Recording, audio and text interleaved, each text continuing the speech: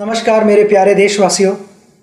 कल कुछ ऐसे बातें थी जो मैं आप तक पहुंचाना चाहता था। अभी भी वही कोशिश करूंगा। I often wonder what brought me here.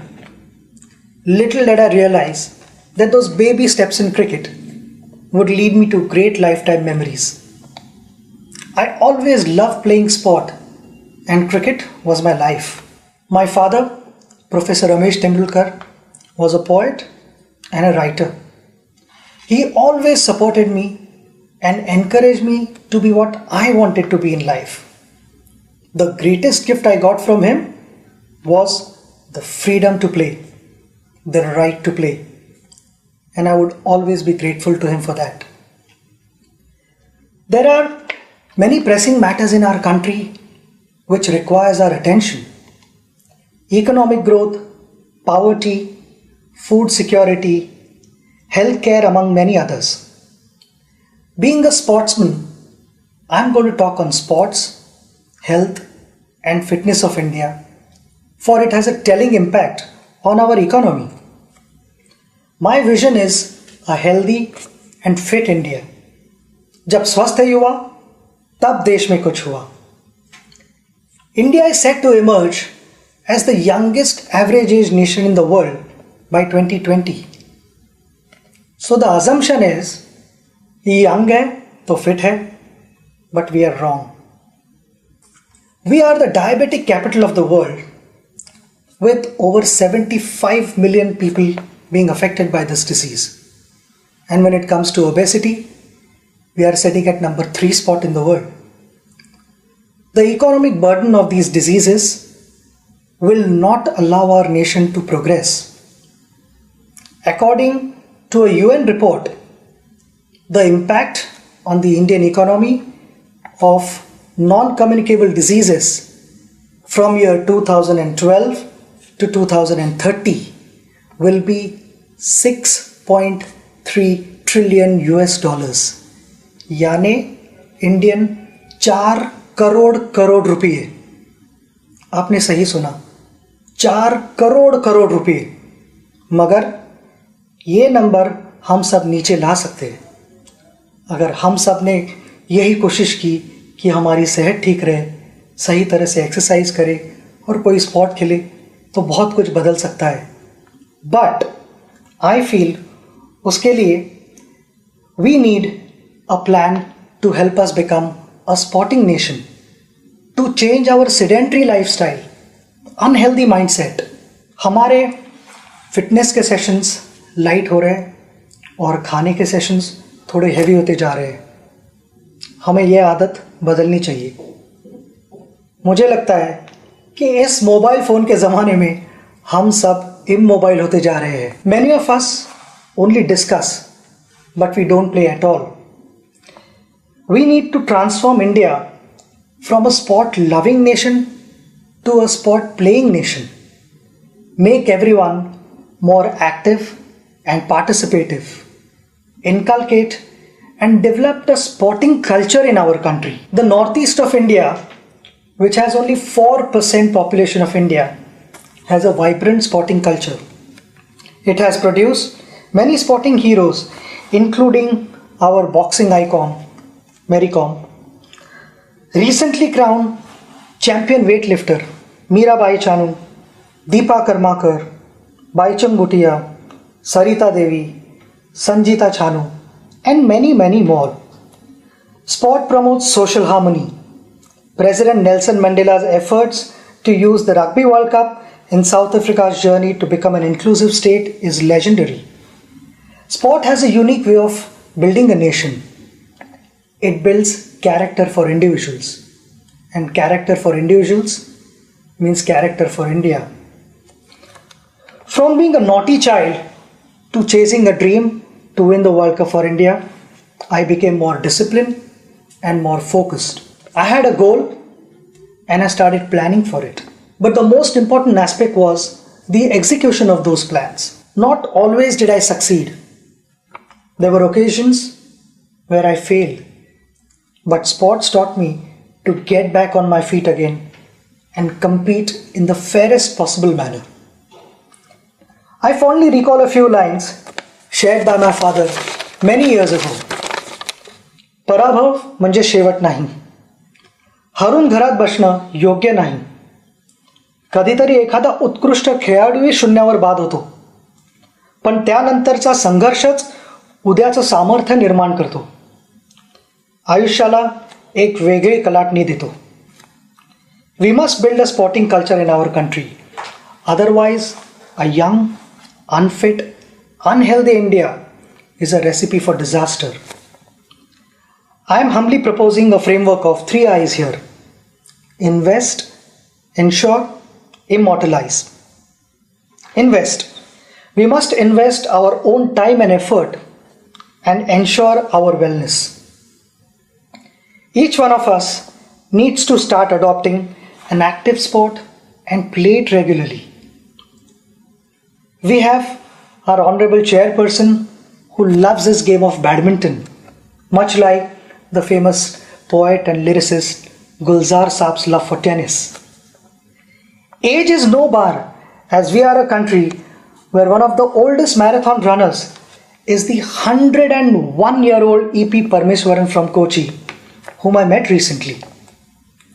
Our citizens and school children should have access to more sports infrastructure. Open spaces and playgrounds should be retained. Along with smart cities, we should look at building smart sport cities. In this context, I appeal to the Honorable Minister for Corporate Affairs, Arun Jaitley ji, to kindly consider a percentage of CSR spends be made compulsory for the development of sports infrastructure. At a policy level, sport should be at par with any other subject in schools. Children representing school, district, state or country should get added marks or grades. This has been an area that I have been pursuing since the beginning of my tenure. I am grateful that it is indeed under serious consideration with the HRD and sports ministries working together on the same. जब घर में बेटी पैदा होती है तब हम कहते हैं लक्ष्मी घर आई है. उस लक्ष्मी को लक्ष्मी की तरह रखना हमारे हाथ में है. Daughters of India have shown what they are capable of with champions like Sindhu, Sakshi, Saina, Sania, Mithali, and the list goes on and on. When dreams don't discriminate, then why do we? I want to appreciate their parents, their family members, their coaches, their friends for helping them, for encouraging them, and that is the only reason they have reached here.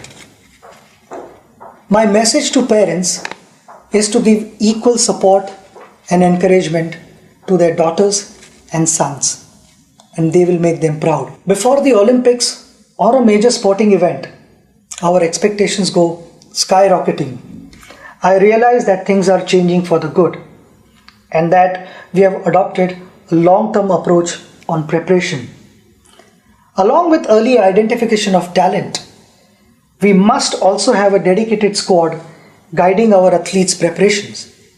And I feel it is extremely important to have a full-time support staff around our athletes, and winning medals should become their target as well. Last year, before the Olympics, one of our wrestlers was traveling to America for better sparring partners and to learn modern methods of wrestling.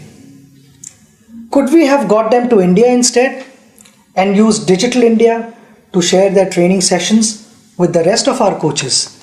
And I'll back that up with my conversation with our badminton icon, Pulela Gopichand, who said there is abundant badminton talent in India, but he was concerned about the coaching standards in our country. Persistence, preparation, and practice will help us achieve our targets.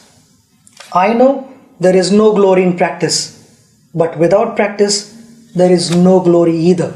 In short, financial security is often a challenge when any sports person decides to focus on sports alone as their career.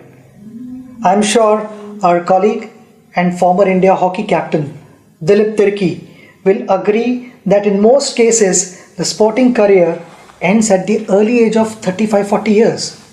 Ironically, it is an age when a professional's career usually takes off or is rather stable. I'm also aware that the government, through its many institutions, employs sportspersons and supports them, which we all appreciate. But we have many national, state, district level retired athletes who don't have a proper job. Some of them are probably passing files from one table to another. While ensuring their financial stability, we must also keep their minds engaged.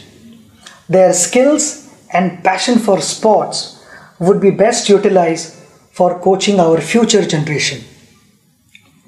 A case in point is the life of Nauri Mundu, who was a national level hockey player from Jharkhand. Following the end of her playing career, she doubles up as a teacher and works in the farm to make ends meet. Sita Sahu, a medalist at the Special Olympics in Athens in 2011, is selling golgappas to manage her life.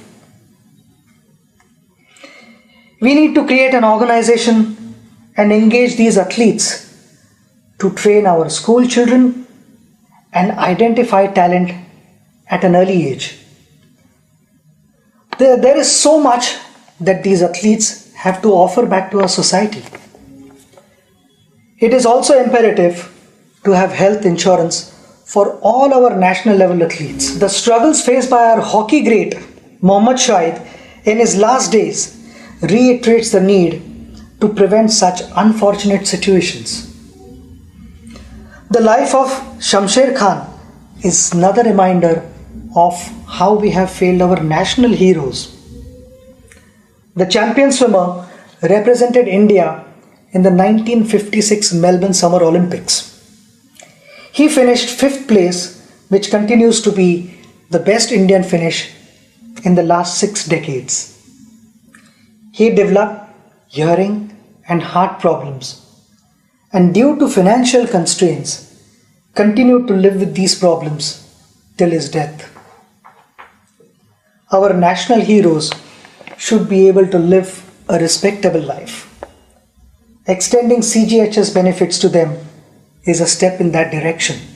I appeal to the Honorable Minister of Health and Family Welfare, JP Nadda ji, to kindly consider my request on this issue, which is in line with the recommendations put forth by the AICS. Gold, silver and bronze have appreciated in value over a period of time. However, sportspersons who won gold, silver and bronze medals for India, do we appreciate them enough?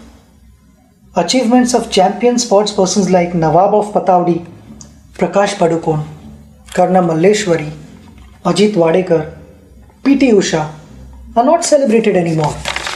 These champions, our heroes, didn't have the best of everything, but they made the best of everything.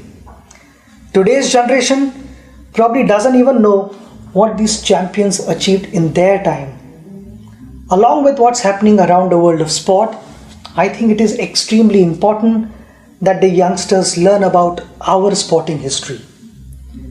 All of us have had heroes in life who have inspired us on various occasions. As a proposed sample, we have compiled a book on some of our unforgettable heroes among many others.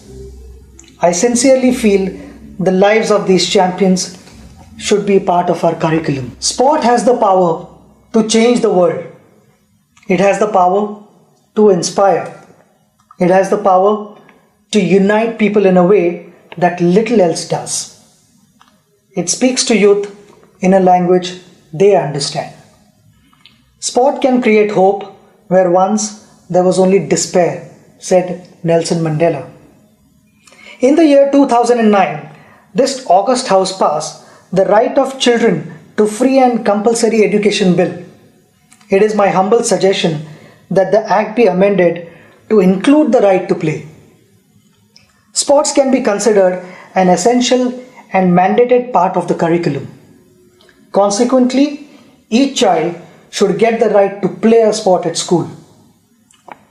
माता पिता जैसे आज तक अपने बच्चों को पूछते आए हैं कि क्या तुमने खाना खाया, क्या तुमने पढ़ाई की, मेरे लिए वो दिन सबसे बड़ा दिन होगा जब इन दोनों चीज़ों के साथ माता पिता अपने बच्चों को ये भी पूछेंगे कि आज तुम खेले या नहीं. I want to thank all of you for listening to me.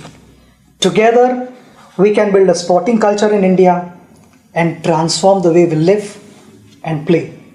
Jai Hind.